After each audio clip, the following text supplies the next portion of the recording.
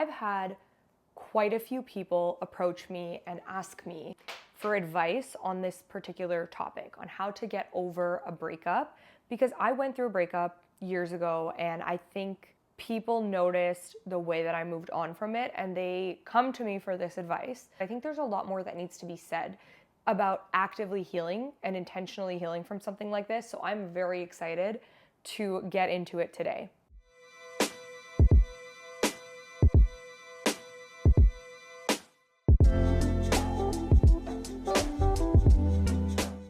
So if things ended for you and someone in your life and you're sitting here saying, but Iman, look, I've moved on, like, look at my life. I got a new job, I lost weight, etc., etc. That's all good and fine, right? And that external building and that development of your external life is really great too. But let's be for real right now. It's not that you simply think of your ex from time to time. It's that you look for them in everyone that you meet. And I have talked to, again, many people that are in this situation. I've heard so many people tell me, I look for this person in everyone that I meet and no one will ever be them. You might maybe compare new prospects to this person, or maybe you're not even in a position where you want to meet anyone new. And you're sitting there wondering, well, how am I supposed to get from here to there? How am I supposed to get to a place where I actually want to meet new people, or I stop comparing all of these people to my ex, or I stop looking for my ex in all of these new people that I'm meeting, right? And I'm here to help you out with that today, okay? I know how it feels when you're going through a breakup, and I know that sometimes even the thought of wanting to move on, the idea of moving on, it like makes you want to throw up. At least that's how I felt. I felt like I didn't even want to move on. And this was the very beginning of the breakup, because just the thought of being with someone new or someone else literally made me want to throw up, because there was no picture of who that person could be, okay? And I couldn't imagine my life with anyone other than the person who I was going through a breakup with. Something that you've known for so long is ending, and you can't even picture your life, existing as it is without that person. I understand y'all had plans, you had dreams, you had goals, you had a future to, create together. And now you're in this position where you're rethinking everything and you're like, what does my future even look like? Who am I going to end up with? Am I going to end up with anyone? Can I even end up with anyone other than this person? Then you might find yourself going around and asking your friends, so how long did it take you to get over your ex? How long did it take you to move on? What did you do? How come you were able to move on and I am not? Did you really love your ex the way that I love my person? I know that you guys are asking these questions because some of you ask these questions to me, okay? So I know y'all are out there. The thing is, like, yes. And when people ask me that, I'm like, yes, I did really love that person. And I know that when people are in this position where they see someone who's healed and moved on, they can't wrap their heads around it. They're like, maybe she didn't really love him the way that I love my person. A lot of people think that their ability to move on, or lack thereof, is a testament to how much they loved that person. I know what it feels like to love someone really, really deeply and with your whole heart. It can be so beautiful and consuming and at the same time heart-shattering, right? It's like an all-encompassing thing. But what did I do differently? I learned how to love myself just a little bit harder, just a little bit more, okay, at a time when I needed to the most. A lack of moving on is not a testament to how much you love someone else. If anything, it might speak to the lack of love that you have for yourself. I'm not telling you to stop loving someone. I'm not telling you that. I'm just saying to start loving yourself a little bit more. And by the way, guys, I do have a whole episode on how to love yourself harder, so please check that out after this one. It's probably going to be a really great step in your journey, so I would highly recommend. The process of moving on is one thing, but before you can even get there, you have to want to move on. You have to want to. And some of you guys don't want to. So if you're sitting there and a lot of time has passed since your relationship ended, maybe a year, again, maybe years for some of you, years, and you're still saying to yourself, but Iman, I don't want to move on. I cannot get myself to want that. Then honestly, nothing I say, the 5 mindset shifts that I share with you, it's not going to land and it's not going to work, right? Because you have to want it first. But I will offer you this. Before you click off this video, I will offer you a couple of self-reflective questions, okay? I want you to ask yourself, just sit with yourself. Don't think too hard. Just say the first thing that comes to mind, okay? Number 1, what feelings does the idea of that relationship with that person, what feelings does it bring you? It could be joy, it could be love, hope, connection. Again, that relationship doesn't exist right now anymore. So when you think about the prospect or the potential of it, how does it make you feel? Okay. Now, the second question is seeing that the person is already gone, that other person is no longer in your life. What more will you or can you lose if you decide that you want to move on? What are you going to lose here? Because the person's already gone. That ship has already sailed, and that's something that you're going to have to come to terms with and accept. Those first feelings of joy, hope, connection, love, that's again based on the idea of a relationship, not based on the reality of one. Anyway, that's for you to sit with and that's for you to reflect on. And I understand it. I really do. I did have that feeling too at the very beginning, like I mentioned, where it's like I didn't even want to move on, but that didn't last too long, right? At some point I was like, no, I don't want to feel this way anymore. I don't. I have to get up and I have to dust myself off and get through this process. So I was on a very intentional and very active healing process, okay? For those of you who are saying, you know what, yeah, I don't want to feel like this anymore. I'm ready to move on. That, like I said, it's the first step and it's arguably the most difficult step. I don't know how long the process will take of how you're feeling right now to when you're going to be completely healed. There's no date or timeline, but I do know this.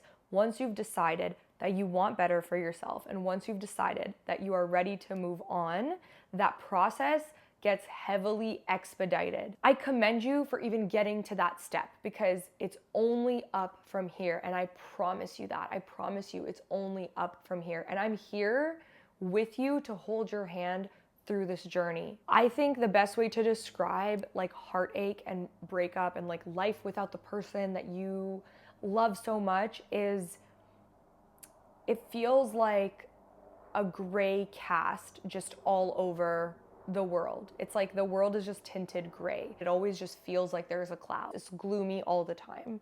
And I get it and it sucks. But when I was going through that, this was the type of content I would watch, and it made me feel so good to see other people who understood what I was going through, who had gone through similar things and who had come out on the other side stronger and better than ever. And I hope to be that person for you guys. And that's why I'm making this video, because I want you to know that there truly is light at the end of the tunnel and the sun is gonna shine again. The clouds are gonna move, the sun is gonna shine, okay? And even if you don't feel like the sun is shining right now, as long as you know it will, we're gonna get through this together.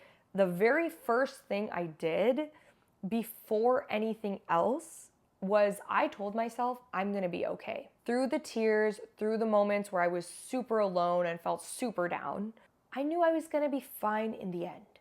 And I kept telling myself that. I recognized all of it as a process. No matter what part of the process I was in, what stage I was at, or what I was experiencing, I knew it was just a process and that in the end it would all be okay. I also want to remind you to give yourself some grace, throughout that process. There's gonna be good days, there's gonna be bad days. There's gonna be days when you're gonna feel like you've moved on, and then one day it'll hit you like a truck all over again. And that's okay. It's a journey, it's a process. Just know, as long as you know through the good days, the bad days, and every single day in between, that you're gonna be fine in the end. And if you're not fine, then it's not the end. Okay, number 2. This is gonna be a really important point in your healing journey, and this is self-reflection. Perhaps the most balanced and best thing that I could have done for myself was reflect on 2 things. Number 1, What did I do wrong in this relationship and how could I have shown up better? Number 2, which of my needs were not being met and how could the other person have shown up better to better meet my needs? Reflecting on and answering both of these questions really, really helped me through this journey. First of all, I realized that some of my needs were not being met. And a lot of you guys that are struggling to move on, you're not seeing that piece of it. You're kind of putting that person on a pedestal. Look, I'm not here to tell you that they're a shitty ass person, even if things ended on good terms. I'm not here to tell you they're a bad person, they're a shitty person, whatever. I'm not here to say that, right? And that's not what I'm saying either. It's just a matter of reflecting of like, where could they have shown up better for you? I think when I reflected on this piece, it helped me understand what I deserved in life. And that's what really helped me put that relationship with that specific person to rest. Now, the second piece, which is how could I have shown up better? This helped me a lot too, because I recognized that if I wanted to attract somebody who could better meet my needs and give me what I deserve, I need to level myself up to be that person as well. I'm not a saint, and I recognize that, right? And I recognize that I wasn't a saint in that relationship either. There are plenty of things that I could have learned, that I could have done better, and that I could have worked on. And so that piece was really helpful as well, because that's where my focus went. When I was on my journey, like post breakup, I was really focused on developing myself and learning, how to regulate my emotions better, which let me tell you, that's an ongoing journey. Okay. But so many internal and external things that I was able to develop. And again, internal and external. This could look like, cleaning up your act and getting your shit together in an external sense, but it could also be the internal work, right? Being a more graceful person, learning how to regulate, learning how to manage your emotions, learning how to be emotionally independent. There are so many things that this could mean. Relationships are mirrors. If yours has ended, this is a time for you to really look in that mirror and ask yourself, what could I have done better? How could I have shown up better? And what can I develop within myself to grow from this and to really transform from this whole situation? This piece really helped me with my focus, because all of my focus was on me and bettering myself rather than on the other person, on the relationship, what they were doing in life. Like, I wasn't really focused on that. I was mostly focused on myself. The first beginning stage is going to be a bit difficult, but at some point, something's got to give. Like, if you're sitting here and it's been a year since your breakup, something's got to give. Number 3, this one is difficult, but I challenge you to do this. Managing the triggers as best as you can. So that means unfollowing, muting, blocking if you need to, limiting access to that person and limiting their access to you. I know that it's hard, but the sooner you can manage this and the sooner you can do this, the easier it'll be for you to move forward. The triggers, they're gonna come and go, throughout your journey. And there are some, like social media, that are in your control. At the beginning, you are gonna be shell-shocked, because when a relationship ends, it's like you had access to this person day in, day out, and all of a sudden now you don't. It's like your supply's been cut off, right? So it can be really tough to unfollow, mute, block, whatever. The sooner you do it, the easier it'll be. At some point, like pretty soon, I started to kind of do that stuff and manage social media so that it wasn't triggering me, and also so that I wasn't acting out of place, because it's also really easy to like be petty and like, now if this person's following you, they're viewing your stories, like now you're gonna post a picture with someone and and it's just like, it's taking too much of your energy and too much of your focus. So I would highly suggest limiting or restricting that access as soon as possible. Number 4, learning how to be happy alone or seeking out community. Let me explain. You're gonna have to use your own discernment for this one. But for me personally, historically, I did not know how to be alone. I did not enjoy it. I really always needed to be with someone, whether it was a partner, a romantic partner, or friends, or anyone. I just really didn't like being alone. So I knew that I had to learn how to be more independent and be happy and comfortable being alone. And for me, that looked like I would take myself out on little dates and do things that I would typically wait for other people to do these things with. I'd watch my favorite movies. Like, I just started to really romanticize my time alone, and I started to really do the things that I enjoyed without waiting for other people. And it's because I recognized that I was very emotionally codependent. If you have that pattern and you're going through a breakup, you're more than likely gonna start falling on your friends to support you, which is great. I'm not saying, to completely not have friends and not talk to your friends, because that helps us process. But if you are typically this emotionally codependent person, I would challenge you to try to learn how to be alone and to get to a place where you start to enjoy things on your own. I also know that there are some people who naturally find a lot of comfort being alone, and the external connection might not always come easy to them. So if you're the kind of person who's more attuned to being this way, I would actually give you the opposite advice and say you should try seeking out a community around you, finding that sense of community or friends that you can fall on to support you during these times is going to prove to be really helpful. The truth is, we really need a balance of both to be healthy individuals. We need to be able to be okay alone and to be able to sit with our own thoughts. However, we also need to understand what it means and feels like to be part of a community, to be part of something bigger. And I actually even went through a phase where I started to enjoy my time alone so much that I became very reclusive. And then I was exposed to community again, and I was resisting it, but it was so beautiful what came out on the other side. Use your discernment. If you find that you are naturally dispositioned to being one way or the other, a little bit out of balance, then I would challenge you to do what makes the most sense for you, whether it be seeking out that community or spending some time alone. Number 5, and this is the last point that I have today before I leave you guys, understanding and accepting this one thing, which is if you are meant to be together, you would be together. Look, relationships are mirrors and lessons, like I said, for where we are in life. Some people are able to transform and grow within relationships, and sometimes these relationships need to end in order for us to really see that mirror and to really transform and grow from it.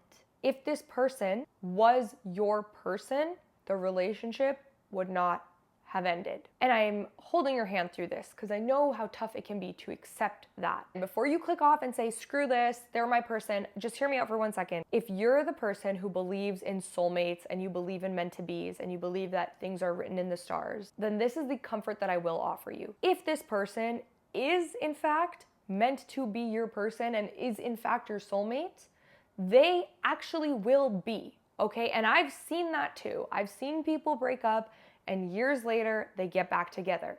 You can't fight with the stars, okay? If it's written in the stars, it's written in the stars. But this season of your life is calling for you to tend to yourself.